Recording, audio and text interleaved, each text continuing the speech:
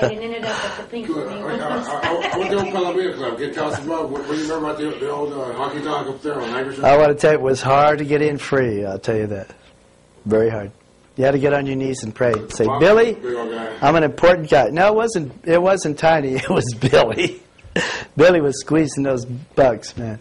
But he was pretty good to me. Billy let me in a lot of times. I knew Billy much better than I knew Tommy. Billy Thomas. So what times you played there? Well, you know, I never really dealt with Billy, with Tommy Thomas to play there because I had a manager at that time.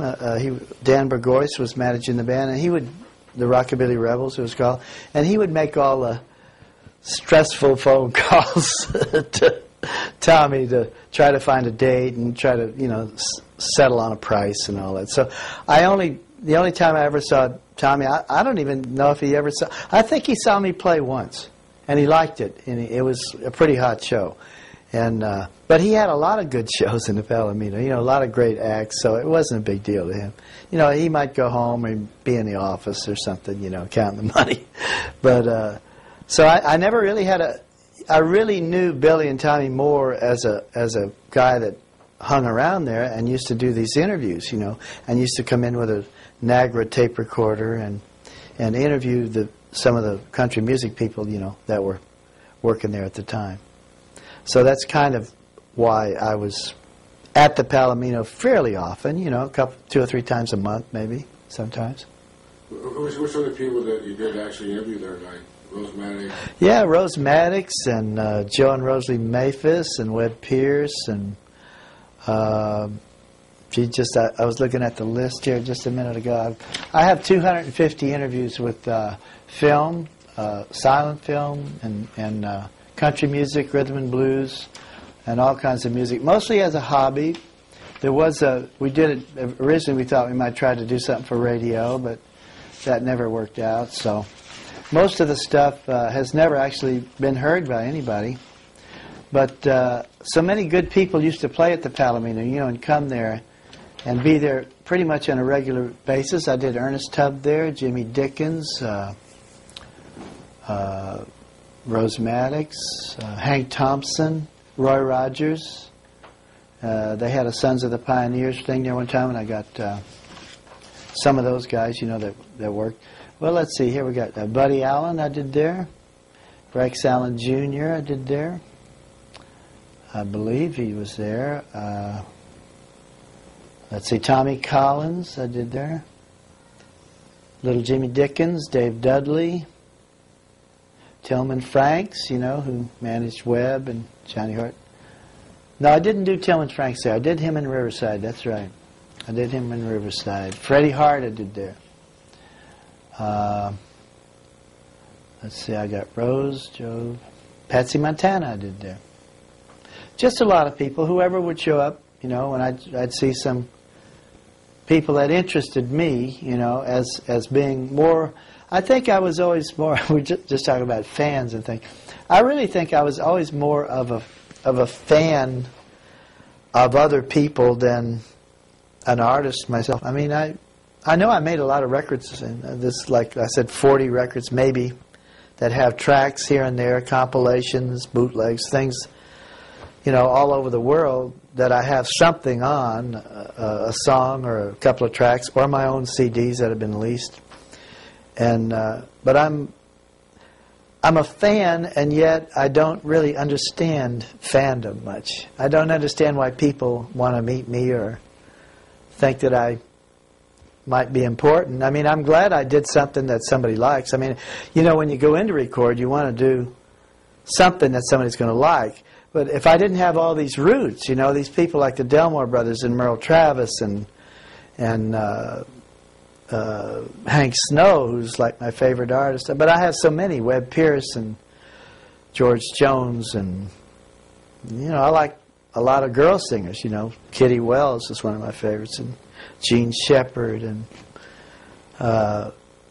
if I didn't have that appreciation of what they do. I mean, a lot of stuff I do is copy stuff. It's not very original. You know, it's Pan American Boogie that I did is very close to the Delmo Brothers, kind of the way they did it. And I just, in the new CD we did for Dionysus, I did Del Rio Boogie, and I have a, my heart is kind of in Del Rio. I own a few lots there with my buddy Robert Harris, and I worked at Alamo Village in Bracketville as an entertainer in 1963. And I made friends with people in Bracketville and West Texas and Del Rio. And we'd go to Mexico, you know, via Cunha a lot. And so my heart is kind of in Del Rio. I knew Paul Callinger at XCRF. I was on his radio show. And he was probably the most popular disc jockey in the world around maybe a few years before I met him. I was on his show in '57, and he played one of my records, and I interviewed him. He interviewed me, actually. And then years later, I interviewed him in Del Rio. He still lives in Del Rio. But he was a good neighbor along the way on XCRF. Del Rio, Texas, one of those border stations. And he made guys like Jim Reeves and Webb Pierce and Johnny Horton by playing their records. And his radio show at that time, they were, I think at one time they went to 1 million watts. And they knocked out anybody that was in the way at XCRF. And they had this mail order business and everything. A few years later, Wolfman Jack worked there after Paul left. They had a dispute at XCRF in 1964 in which the government came with armed militia to take over the station. Now, I think what happened was the Mexico and the United States had made an agreement to stop this kind of outlaw radio that had this unlimited wattage. And so that meant that XCRF had to come down and be restricted in their wattage. But the owners of XCRF hired some gunslingers, too, to protect the station. And Paul Callinger got kind of in the middle of it, and he was almost killed. And he was threatened, and he told me he crawled on his hands and knees about 4 or 5 miles back to Villa Cunha and got across the border. He says he never went back to Villa Cunha for many, many years, maybe 10 years, never went across the border again. And he still lives in Del Rio, Paul Callinger. But he told me a lot of great stories. But we were all fans of the Louisiana Hayride in Shreveport. And I auditioned for the Hayride in 1952. And Red Savine set it up for me. And I went down to, I had met Red Savine at Buckles, Texas, where he played a week before. And he said, if you ever come down to Shreveport, and I had just gotten out of high school in 1952, and he said, call me up. He gave me his number, and I called him. He came down and met me at the station, took me up, and Frank Page auditioned me. I played my country songs and things. This is before rockabilly. I had a band in '51, and we had a couple of radio shows in Austin when I was in high school. Ramblin' Ray and the Ramblers. Let's go ramblin'. That song has never come out yet. We got to get it out one of these days. Well, you ramble to the left, and you ramble to the right, and then you... Yeah. You've heard it? How have you heard it? It's never been out. Somehow it sounds like something else. The radio. maybe that's... Hey, no, let me ask you, Ray Campi and then the Western sound, how did that evolve into the rockabilly beat? Was that, you started in the Well, I guess it... I think it really started... I didn't really hear Elvis on Sun, but I'd heard things before Elvis. We had a DJ there in Austin, I've told the story a few times, on KVET called Dr. Hepcat, Levada Durst. And he was a wonderful rhythm and blues DJ and also a promoter. He used to bring Little Richard and Fats Domino and people like that into Austin and produce shows. And he had this show, and I think he was on every night on KVET for a couple of hours. And he had a very popular show like when I was in high school, Levada. And we heard all Lightning Hopkins and B.B. King and all of these good R&B guys, you know, that played, that were Texas guys, you know. And that was really a part of what we liked, you know. It was a part of, it was just as important to us as country music is. And we heard all the good country music, you know, on the radio, Carl Smith and all the guys that had hits, Ray Price. Ray Price, 1952, he sat in the front seat of my '48 Buick. I think there's a picture of it over there. And I was a kid about 17 out of Dessau Hall, and I had songs I wrote. I was sitting in the back seat with my guitar, and Ray was sitting in the front seat swigging a bottle of whiskey, and I was singing him all my songs. Had a song called "I'd Love to Love You," which hasn't come out yet either, which has been recorded. And he said, "Oh, you say love too many times in that song, you know." So I'll never forget that. I've seen Ray Price maybe twice since that time. I never talked to him again, but I've seen him. I saw him at the DJ conventions in the '60s. But I always had that image of Ray Price sitting in my old Buick, drinking whiskey, and me in the back seat singing my songs to him, you know. And in fact, I don't think I saw him play.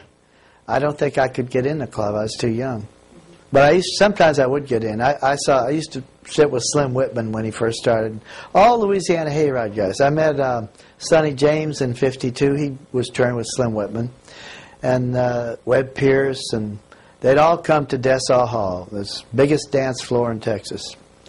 And Jimmy Heap and the Melody Masters, who were, I knew them because they were from Taylor, and they recorded for Imperial, and later went to Capitol, and had Release Me, a big hit. And they had The Wild Side of Life, the first record of it. Perk Williams was a big influence to me, and I feel good that I got there. I did a tribute to them on Bear Family, Taylor, Texas, in 1988. Rosie Flores is on it, and then I did Kimmy Rhodes is on it, and then I did some talking, and I got Richard Whitesett to release the Capitol tracks of Jimmy Heap, including Release Me. So that was a nice CD. And I interviewed Perk on video, Perk Williams, before he died a few years ago, like in the '80s, and gave him the CD that I did. And then when the Capitol one came out, I gave him that, and didn't have a player, but I made him a tape of it. So I think Perk was probably the greatest country singer after Hank Williams, and so did everybody else think so, because at one time in Taylor, Texas, you had all the big major label bigwigs trying to sign up Perk Williams. You had Don Law of Columbia, Steve Scholes of RCA, Ken Nelson of Capitol, Paul Cohn of Decca. They were all wanting this voice. He had a very distinctive, great voice. Different. It doesn't sound like like today, they all sound like George Jones and Merle Haggard. All these black-hatted cowboys that are recording today. But in those days, everybody had a sound. Hank Snow, Webb Pierce, Marty Robbins, Porter Wagner, Red Sylvine, whoever it was, Lefty Frizzell, they sounded like themselves. They didn't sound, the men, they didn't sound like anybody else. Today it's not that way. But Perk had a sound, Perk Williams, and all those Capitol records he did are just wonderful records. And they weren't cut at Capitol, they were all cut in all little radio stations and all around wherever Austin, Texas, University of Texas studio, or down in Houston at Daly's. Or I went with him in '52. I went with Jimmy Heap to a session at WBAP in Fort Worth. Lee Gillette did a session, and they did 3 songs, and they're on the Bear Family reissue on the Capitol tracks. But I had great roots. There was a lot of great music around Texas, so it wasn't just country, it wasn't just hoedowns, but when I had a band, we played schottisches, and we played waltzes, and we played polkas, and we had all this Mexican music. We had a KTSN in Austin, all Mexican music. We heard all this conjunto, northern Mexico music, all over the radio. There was no banda then, but it was all the good accordion polkas and stuff. And then we heard the good rhythm and blues. So T-Bone Walker and all that stuff. So when you're a kid growing up, you don't have any prejudices against music. And that's what I like about it. It breaks down all barriers, racial and religious, and breaks everything down. Man, I don't care who you are or where you are. I like reggae, I like conjunto, I like banda, I like big bands, I like Mexican polkas, I like bluegrass is one of my favorite music. My new CD is pretty much a bluegrass album, a kind of a limited kind of blue, but not a real bluegrass album, but tinged with bluegrass, acoustic record with mandolin and guitar mostly, and I play dobro, so we put some dobro on it. And the one with Rosie we had some of the best bluegrass guys in the world in that session. We had Jesse Reynolds on mandolin, Josh Graves on dobro, and was cut in Nashville in '91, and didn't come out till about '96. But in fact, I've recorded music of film and theater. I love ballads because I took voice lessons. I had a voice teacher, and I used to sing Some Enchanted Evening and On the Street We Live and songs like that. And a few years ago, I decided that while you can still sing, well, I can still sing, I better do something. So I got my friend Bobby Mizell, who is a great piano guy who can play boogie or all show tunes, and he has a great touch on romantic songs. And we went in, and over about a 4-year period, just in spare time, I recorded 90 ballads of theater and film. So I have Dan Seymour, original cast member of Casablanca. He narrates one verse of As Time Goes By from me. And I did Mona Lisa and On the Street Where You Live and White Cliffs of Dover, and just, well, I have 90 songs. All, songs that maybe in 5 years I won't be able to sing. Luckily, I can't yodel anymore. Completely lost it. They say that when you're about 40, you start losing your yodel. And I love Slim Whitman, and I loved all the yodelers, Elton, Britt, and, all the great ones. Yeah. And Ray Whitley is just fantastic. Ray Whitley was a good buddy of mine. I recorded some stuff with him back in the 70s. I interviewed him. And he worked with Autry a lot and made movies and records and things. And he was in his 60s, and I used to sit at his house, and he'd yodel for me and do it, and he still had it. But I lost my ability to yodel I never was a good yodeler, but I could do a little bit. About a year ago, I noticed I just couldn't do it. Not even a little bit. So, but I did have some throat problems. I had one time I got the sore throat, like a cough or something, and it lasted a few weeks, and it's after that. But they say you lose it when you're about 40, You can't do it. And I'm 65, so I just lost it last year, so I'm not complaining. That's good. I have a few records with it on. In fact, I recorded Rose Marie back in the late 70s for Ron Weiser, and I did it like Slim Whitman, And I said, well, I'm glad I did that. So at least I got Rose Marie with a yodel in it. Yeah. Hey, Ray, can you show us some of your work? Just go through the stack. You got a whole stack there. Well, these are just the ones I was saying where I have a track that shows up here and there. Okay, I got one track on there. This is a tribute to Gene Vincent, one track on there. This is my 50s tracks. Oh, I didn't hold them up long enough. Yeah, I got to keep promoting these records. Yeah, you just see them, right? Yeah, okay. Where's the royalty checks? And this was University of Texas KUT. They did we did live shows for them, radio shows, and they put out a series a few years ago. This is my 50s tracks that came out a few years ago in England. A lot of my records come out in different countries, probably more in, Europe than here. This is Bear Family. That's 2 CDs I did for Rollin' Rock. And they put the 2 CDs on one. That came out a few years ago. This is just one song on there that was with a magazine, New Country, and they did a song. And this is another Bear Family, put that out. Now, these were all originally Rollin' Rock vinyl records, 33s. And they put out Rockabilly Rocket there. There's a series on Dot. My 1957 Dot track is on there. That's Ace. That came out. And here's a record for Domino Records. Came out on Ace also in England. And they did 2 of my tracks that were recorded in '58 for Domino. This was '81. But I don't have the newer ones. Where's the newer ones? Where's the one I gave you? Yeah, Rocking Around the House. Oh, there's some more. Okay, these are kind of newer ones. This is, this came out in Switzerland a few years ago. These are all the Rollin' Rock tracks that I did. The singles, all the 45s, and a few unissued tracks. And that's in Switzerland. Now, if somebody really wants to know what records I did and all the songs, they can go to World Wide Web, electricearl.com. And he's got all the CDs, pictures of them like this, and then he's got all the titles, and then he's got the address of the record companies, where you can buy them. And this was one I did myself the first one I did after I left Rosie was with Friends in Texas. Now, it has some guests on it. Merle Travis has some guitar playing on it. And Kimmy Rhodes is on it. Chris O'Connell from Austin's on it. Rose Maddox is on it. Bonnie Raitt's on it.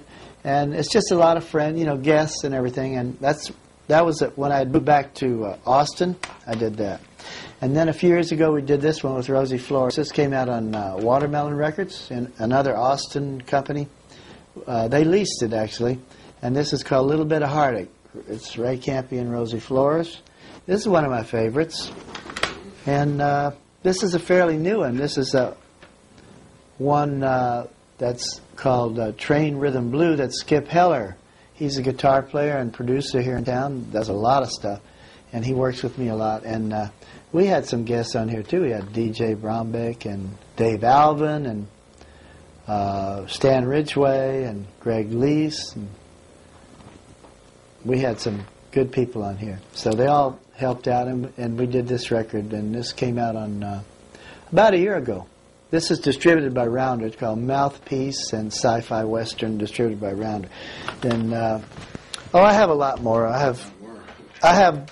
I don't know. If you went to my house in Texas, we'd have a shelf about this wide of 33s, and then I have a bunch of 40s. Now, I don't know how this has happened because I've never been in the music business, really. I've never really done it as a living. I've always done it in spare time. Yeah, I used to do tours of Europe on Christmas. Like, I would play sick, like on Friday, and I would go... Friday I'd fly to Switzerland. Saturday morning I'd rehearse. Saturday night I'd play. Sunday I would come back from Geneva, and Monday morning I'd be in the classroom. You've been all over the world. Now, I'd done that about 3 or 4 times, and I always used a band over there. So I sent them a tape, ahead of time, like months ahead of time. They learn all the songs. We have a very simple, like an acoustic rehearsal, and usually the guys in the band, and sometimes there's girls in the band, like I'm working with a husband and wife now in England a lot. Class of 58. And the wife plays bass and the husband sings, and it's a trio. They have a drummer. They learn the songs as well as anybody could possibly learn the songs. They do all the solos just like the record. And I've played with at least maybe 20 different bands over the years in Spain and Austria and Germany, Holland, Sweden, Switzerland, France, England, many times. I mean, for 20 years I've been going to Europe. And I have more of a base in Europe, actually, than I had in the United States. And a lot of my records that were reissued and come out in different countries have come out in Europe. And I think the only countries I haven't played, I've never played Ireland, and I never played in any of the former communist bloc countries. I've never worked that out. I've never played in Latin America. But now we have... people from Argentina are doing rockabilly, and in fact, Max Stevens. Mac Stevens is his wife is from down there, and his band has got a couple of guys from down there. So rockabilly music is finally starting to get around the world. I mean, it's always been pretty good in Europe and known, but it's finally making a little bit of showing in the United States, and I think it has to do with actually the people that were performing after. I kind of brought it back in the 70s up to the early 80s, but then there was younger people to take over, like Dave and Deke and James Enfield and, the Stray Cats and all the bands you see around town that are still performing, around quite a bit, and new ones coming into the scene all the time. So now we have rockabilly shows in Los Angeles. Yeah. Great. Well, I say now, but I mean the last 5 or 6 years, They went out for a while. Yeah, like Rodolfo's and Jack Sugar Shack and the younger generation is with Bolarama. Yeah. The kids. So I had something to do with it, but I don't know. How do you know how much you had to? I mean, kids say, I got your records. Oh. I had one girl say, I've laid in bed many a night with my boyfriend and listened to you. Oh, God. Was I responsible for that? Maybe you have to... For years. I know you will. But, that's the funny thing about records. You go into people's bedrooms, maybe even their bathrooms. You know what I mean? You just showed that box set, the Buddy Holly, Big Bop. Well, this was a nice set. You want to see my picture? Oh, God. I like the Bears better. It's a beautiful record. Yeah, this was a beautiful set, and a lot of my friends are on the set. Rosie Flores and James Enfield, Ronnie Mack, Rip Masters, Tony Khan, Dale Watson, you know. And it was a tribute to Bear Family Records. I think the greatest record company in the world, as far as I'm concerned. There's no doubt about it. They've done more, Richard Weitz has done more to preserve authentic American country music than probably any human being in the world. And a lot of people have done it also. I mean, you know, the major labels do it too, but not to the extent that Richard Weitz has done it, because he's done it for 20 years. Well, now it's about 25 years, and he's leased all the wonderful tracks of the greatest artists and reissued them on CD. So he started way, way back, like the people like Hank Penny, and back in the early 70s, and no, mid-70s probably. What is it, 76, 75? So he did a lot of, first he did vinyl records and box sets of vinyl records, and then he did box sets of CDs. He's done like, I don't know, 4 or 5 box sets just on Hank Snow alone, with like 5 or 6 CDs in a thing. So I am promoting. I think people that do a good job, like, you know, Richard, this is usually what the box sets are like, you know, 4 CDs, maybe 20, 25 songs in a CD. But he's done Tommy Collins, Jimmy Dickens, Rose Madden. Beautiful thing was Rose had her box set before she died. She had her box set in her hand, and it was the greatest body of work, you know, that she'd ever done, because she recorded for 4 Star and Capitol. And he tries to do everything he can, radio shows, or, you know, like Hank Snow did a lot of radio shows in the 30s in Canada. He put all those out. This is a D record story. This is the first volume of box sets, and that was Pappy Daly's company, which was sort of the successor of Star Day Records, because Jack Starnes and Harold Daly started Star Day, Starnes and Daly, and that was sold to Don Pierce, you know, in the 60s, I guess. So he started D, his own D label, and Pappy Daly was the man that started George Jones and people, and the Big Bopper, people like that, in the early 50s. He was first he was a distributor. Let's look at Pappy Daly's picture. He was a jukebox man, and he used to. There's Gabe Tucker and Pappy Daly. Gabe Tucker is still around. He's a wonderful friend of mine, and Sunshine, his wife, and they worked for Pappy Daly the years that I made a record for them. And then you have Harold Daly here. He's the one right here when he was in the jukebox business, working with jukeboxes in the Bay Area, Houston, Texas area. And here's Pappy Daly and me. I never saw this picture until this came out. That's me signing my contract there on the left with Pappy Daly. And I had a record, only one record with them, which was kind of a, it was an odd thing. It was a tribute to Buddy Holly, Ritchie Valens, and the Big Bopper when they were killed. It was recorded with the Big Bopper's band. And we wrote some songs that were tribute songs, and it was kind of a one-off kind of project, and so it wound up in the box set too. So there's 2 box sets of the D, but there's so many Bear Family box sets. It's amazing. I mean, so Richard Weitz has really dedicated his life to preserving American music. But there's other people like Ted Carroll, you know, of Ace. I showed you some Ace records.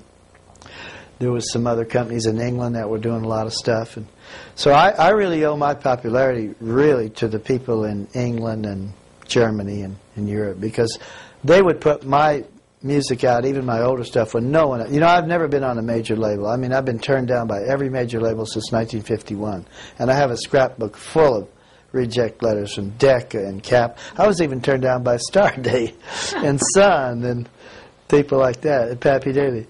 But the train keeps rolling, right? Yeah, but see, I found Ronnie Weisser in '71, and he said, I wrote a song called I Got the Major Label Blues. I just won't let me do what I want to do. The man in a leisure suit. He said, son, that music ain't no good. But I found one guy. It's amazing. Like Pappy Daly, George Jones found one guy. He found Pappy Daly when he was a young man. I interviewed George Jones's mother, and Tammy Wynette in their bus. George wouldn't do it. He was ornery that night. That was in the 70s. But Tammy was real sweet. She came out and did it. And George's mother was sitting there, and so I said, hell, I could get more information out of George's mother than I could George. So I interviewed his mother. And it was interesting. It was the Pappy Daily that found George Jones and said, I'll put out a record every couple of weeks till you're famous. And he did. He pressed him. He had a studio. And he just kept making records and sending records. Knew who George Jones was. And I found a guy like that, Ronnie Weiser. And he says, you've been rejected by everybody, and you made it. I made only 4 records from 56 to 67. I made maybe 5 45s, and none of them sold. They were all flops. And so I was on 5 labels. See, I never had a manager, and I never had a company that said, we'll do another one, we'll do another one. Oh, you're good, we'll do another. Never had. It was always just a one. So I'd always wanted to do records ever since I was a kid. But I would record my own demos. In '51, I went in the studio, University of Texas. I cut 6 songs with Ramblin' Ray and the Ramblers. And then in the 50s, 56, I started a rockabilly band. And I started recording. Roy Poole had an Austin recording company in Austin. So I'd record there. And it was Telefunken Mike and Ampex. It was the best quality. So those things, you know, they came out finally. It took a while, but they came out. They didn't come out in the 50s. But I always record. Like I said, I have 90 songs from theater and film recorded. So I always record. I have an album with Tony Khan, a rockin' album with Big J McNeely on sax. I have that recorded. I have, I just record a lot. Whenever I write a song, I go record it. So there's always something. And then now it seems like there's always somebody that wants something. But you don't really make money off records unless you're on the radio or unless you're 25,000 or 20,000, you know, something like that. But I've never really toured the United States. I've never toured the United States. I've never had a full-time manager. I've been never invited to be on Austin City Limits. I mean, I was on with Bonnie Raitt, who she put me on as her guest, but I've never been able to do a show for PBS. But I've done something for BBC. I've done a radio show for BBC, which is going to come out this year, which I did in '77. And I assisted in doing Texas Saturday Night, which is a 3-hour special on Texas music, and it was my idea. They gave me the first credit on it. So I'm able to do some stuff in Europe, but I made a video. It was turned down by Nashville Network and Country Music Television about 10 years ago. So I don't really have much love of the major companies or the way they do business or the music they make or putting drum machines on country music or people that want to destroy country music and say, well, make it more popular for... That's bullshit. I want to tell you something. Reggae never changed. Reggae music never changed, and it became popular all over the world. Louisiana Zydeco music never changed, and it became popular all over the world. Rockabilly is popular all over the world. So you don't have to use the principle of watering down everything so everybody likes it. Yeah, I'm getting... Not a T, okay. Now, T's on the left. Red one? Yeah, okay. Okay. And then when you kick it off, batteries go up.